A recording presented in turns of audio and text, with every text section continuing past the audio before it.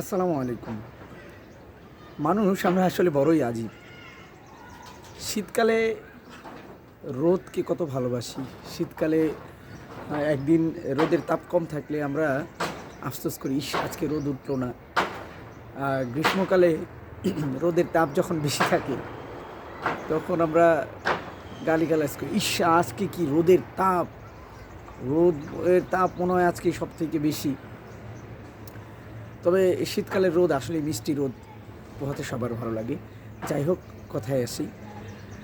বন্ধুরা, আমরা গত কয়েকদিন যাবৎ টিভিতে, নিউজ পেপারে দেখছি সাতপন্থী, জুবায়েরপন্থী, বিশেষ করে আমাদের তাবলিগ জামাত, সাধারণ মানুষের যে মনের ভিতরে তাবলিগ জামাত সম্পর্কে ভালো একটি ধারণা রয়েছে।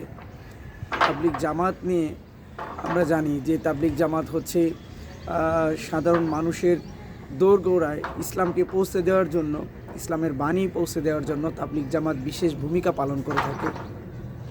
কিন্তু এই বর্তমান সময়ে গত কয়েক বছর যাবৎ এই যে সাতপন্থী, জুবায়েরপন্থী, এই পন্থী নিয়ে যে মারামারি, পন্থী নিয়ে যে দলাদলি, এই পন্থী নিয়ে যে বিরোধ, এই বিরোধের ফলে কিন্তু সাধারণ মানুষের মন থেকে তাবলিগ জামাত সম্পর্কে এক ধরনের নেগেটিভ ধারণা সৃষ্টি হচ্ছে। সাধারণ মানুষ তাবলিগ জামাত থেকে কিন্তু দূরে সরে যাচ্ছে।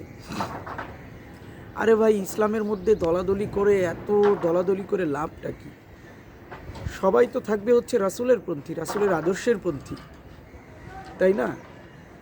রাসূলের আদর্শ বাদ দিয়ে তারা এখন সাতপন্থী, জুবায়েরপন্থী, অমুকপন্থী, তমুকপন্থী এইসব নিয়ে দলাদলি সৃষ্টি করে দিছে।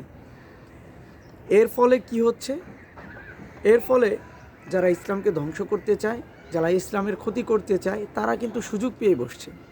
এই যে দেখেন, গত কয়েকদিন আগে ভোরবেলায় সাতপন্থীরা জুবায়েরপন্থীদের উপর যে অতর্কিত হামলা করলো, এতে করে প্রায় 7 জনের মতন মানুষ মারা গিয়েছে, বেশ কিছু মানুষ আহত হয়েছে। এর আগেও গত কয়েক বছর আগে এরকম হামলা করে বেশ কিছু মানুষ মারা গিয়েছিল, হতাহত হয়েছিল। আসলে এর দ্বারা ফায়দাটা কোথায়? এর দ্বারা লাভটা কার?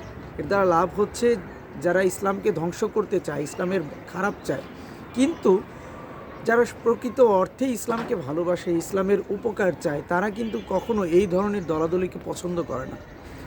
আমাদের এই দেশে তাবলিগ জামাত যেন সুষ্ঠুভাবে, সুন্দরভাবে সাধারণ মানুষের দোরগোড়ায় পৌঁছতে পারে, সাধারণ মানুষ যেন তাবলিগ জামাতকে ভালোবাসে, সেই লক্ষ্যে সবার কাজ করা উচিত।